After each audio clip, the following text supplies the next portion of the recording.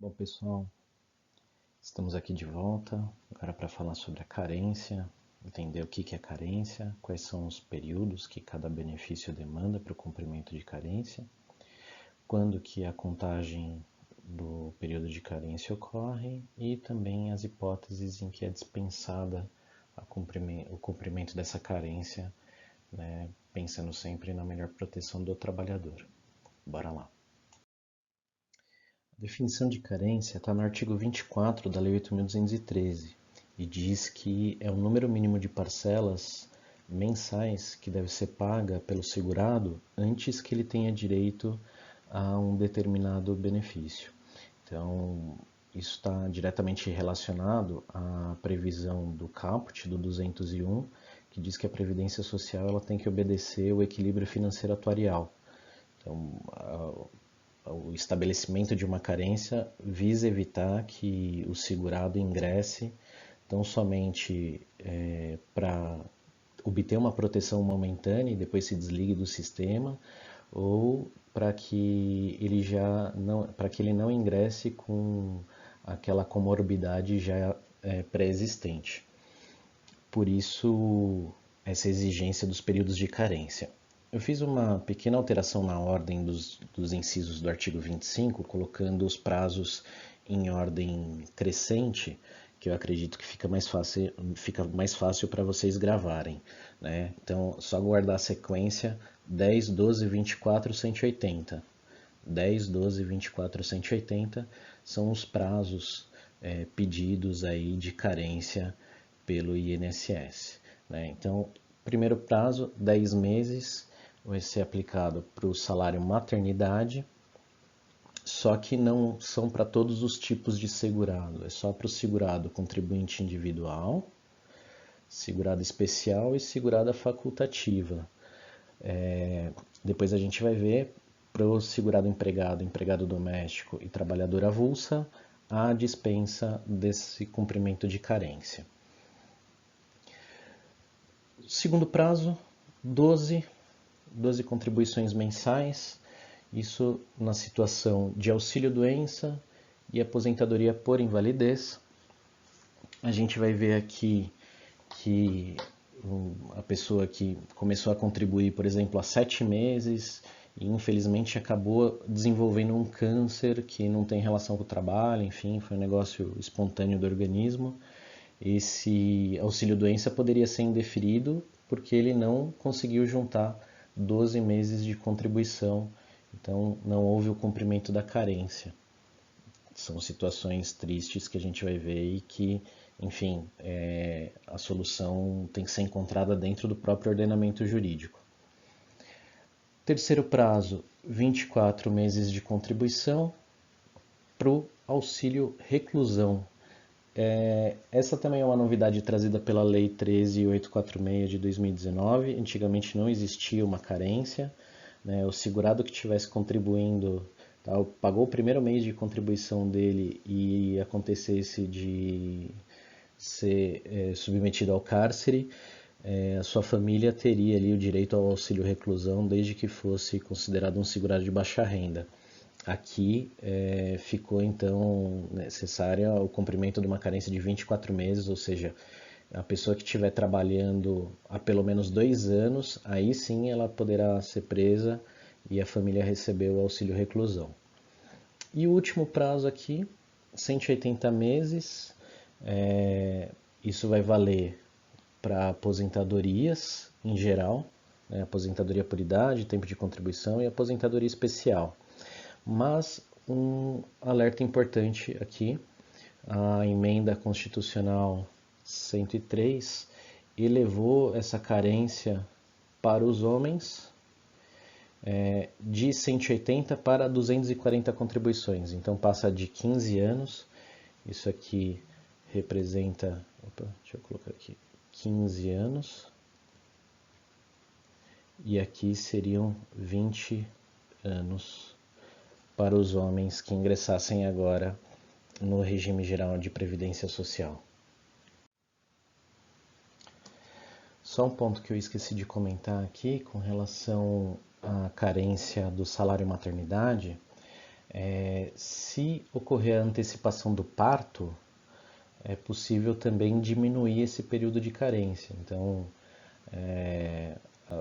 a expectativa é que o parto ocorra em 9 meses, mas às vezes o parto pode acontecer de antecipar, o neném nascer prematuro, então em vez de nascer com 9 meses, nasce com 7 meses. Nessa condição, então, seria possível diminuir 2 meses da exigência da carência, né? E com isso, então, não seriam 10 contribuições, passariam a ser 8 contribuições.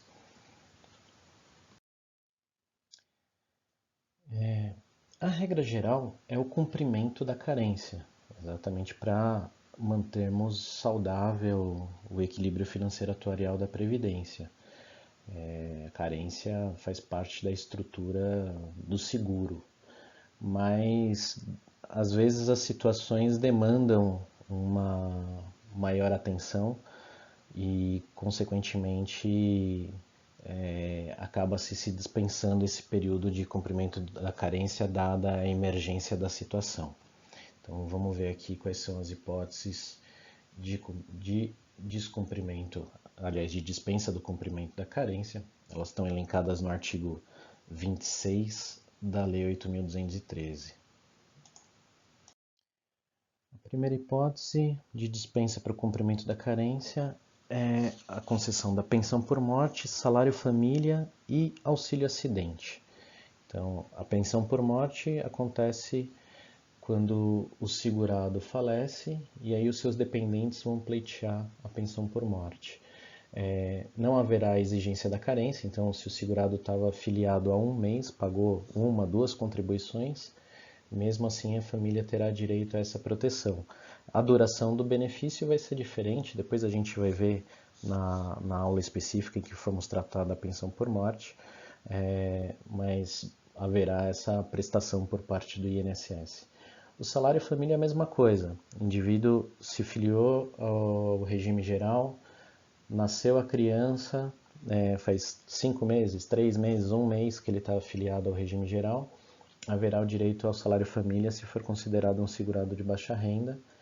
E por fim, o auxílio acidente, ele é um benefício devido quando cessa a aposentadoria por invalidez ou o auxílio doença e existe uma sequela. Então, um trabalhador que teve a mão decepada numa motosserra, aquela mão não vai crescer de novo, ficou uma sequela ali.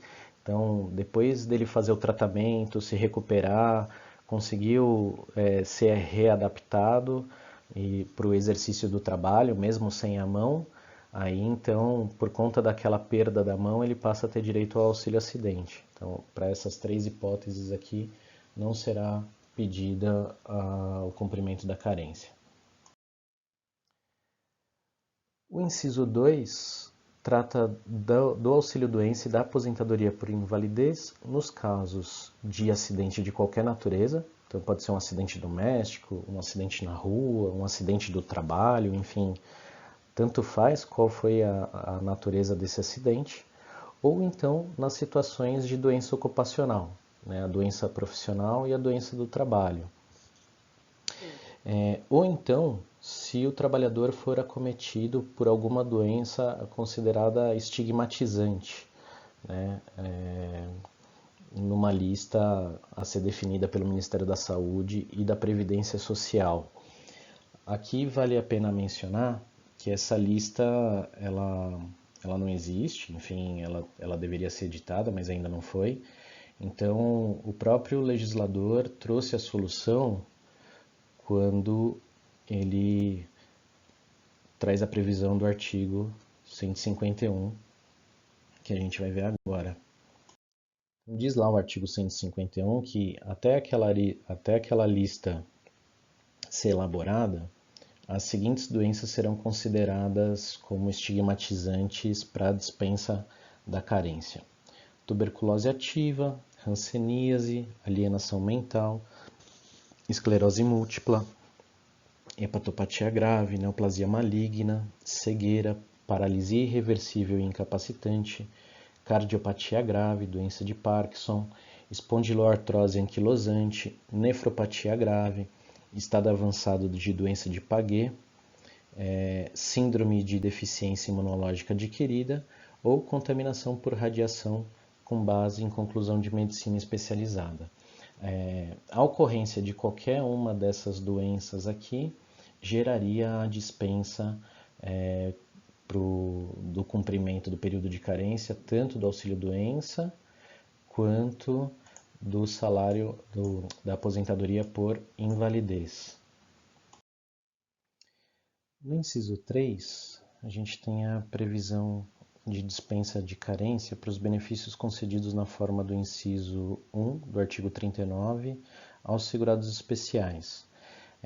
Esses benefícios concedidos na forma do artigo 39, inciso 1, são benefícios que terão valor de um salário mínimo, e visam aí substituir temporariamente a renda desse segurado especial. Então também, como o trabalhador segurado especial, ele não comprova tempo de contribuição, mas sim comprova exercício de atividade rural, por conta disso, então, não se conta os meses de contribuição, mas sim o tempo que ele efetivamente exerceu o serviço rural. Também não haverá carência para o serviço social. Serviço social é um suporte de informação e de realização de perícias socioassistenciais por parte do INSS. É o serviço social que tem basicamente duas tarefas: prestar orientações, inclusive de cunho jurídico, para a população, falando quais são os tipos de benefício que podem ser concedidos, enfim, orientar o público em geral. E, no caso de necessidade de avaliação socioeconômica, como é o caso do benefício de prestação continuado, como é o caso da concessão de aposentadoria para pessoas com deficiência, até mesmo análise da condição de dependência, da pessoa considerada inválida ou com deficiência, são prestados pelo serviço social. Então, para essas atividades desempenhadas por serviço social, também não há necessidade de cumprimento de carência.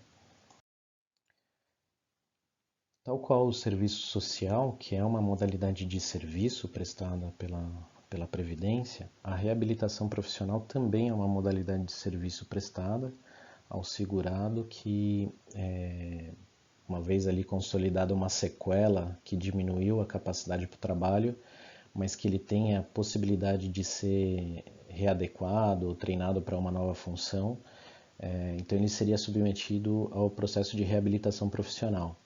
É um programa bem interessante da Previdência que deveria receber mais atenção, já que ele envolve um investimento no indivíduo por um período de tempo, mas depois esse indivíduo ele se requalifica profissionalmente e volta a trabalhar, para de depender de benefícios previdenciários.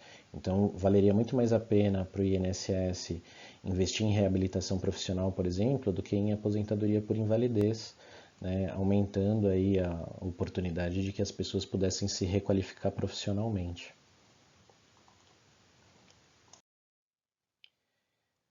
No inciso 6 do artigo 26, como eu já tinha antecipado, ocorre também a dispensa do cumprimento de carência para segurada empregada, trabalhadora avulsa e empregada doméstica. Aqui, a justificativa para a realização dessa dispensa do cumprimento de carência é que essas relações da segurada empregada, trabalhadora avulsa e empregada doméstica são relações mais estáveis com a Previdência, que por conta da estabilidade prevista na legislação trabalhista, essas mulheres continuarão vinculadas por um período superior ao período que elas vão receber o benefício.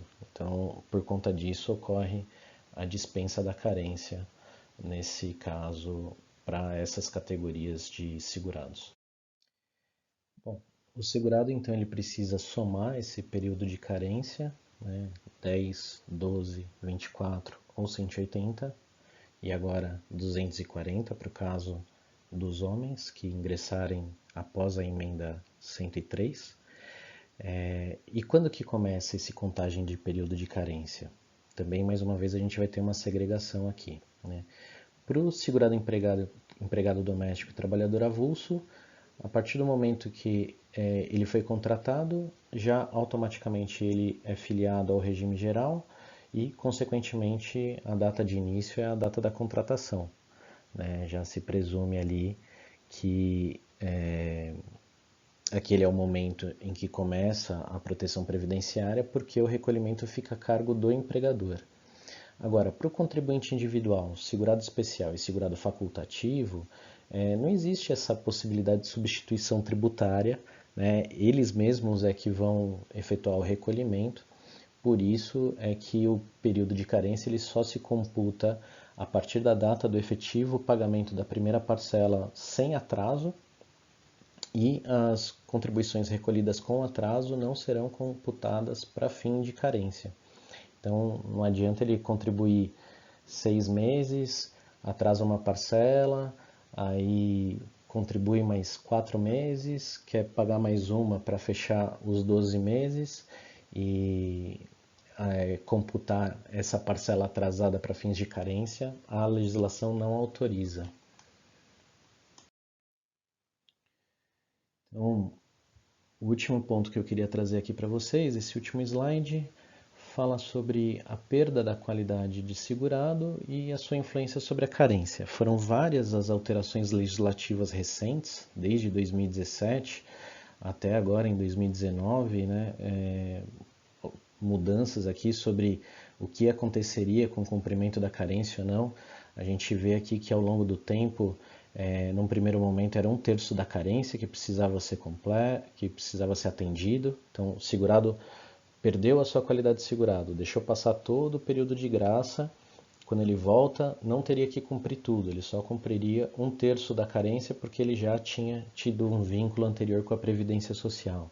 Aí depois passa a ser o período inteiro de carência, aí depois volta a ser 1/3 da carência. Em 2017, MP 676, carência completa de novo. Aí, Lei 13.457, que é a reforma trabalhista, metade da carência.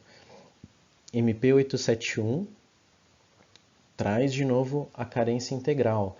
E aí, a MP 871 foi convertida na Lei 13.846 e no Congresso foi reduzida de carência integral para metade do período. Então, hoje, quem perder a qualidade de segurado e for fazer uma nova filiação à Previdência Social, vai ter que cumprir metade daqueles tempos estabelecidos lá no artigo 25. Então, de 10 cai para 5, de 12 cai para 6, de 24 cai para 12. A de 180 não muda, essa não, como a perda da qualidade de segurado não impacta na concessão da aposentadoria, então, para a aposentadoria não há mudança do prazo de 180 e 240. Com isso, a gente encerra a aula dessa semana, contemplando os aspectos gerais. E na semana que vem nós vamos estudar os benefícios em espécie, vendo como é que faz o cálculo de cada benefício, quais são as hipóteses para concessão, os critérios, enfim. Espero que vocês gostem. Um grande abraço e nos vemos em breve. Até mais.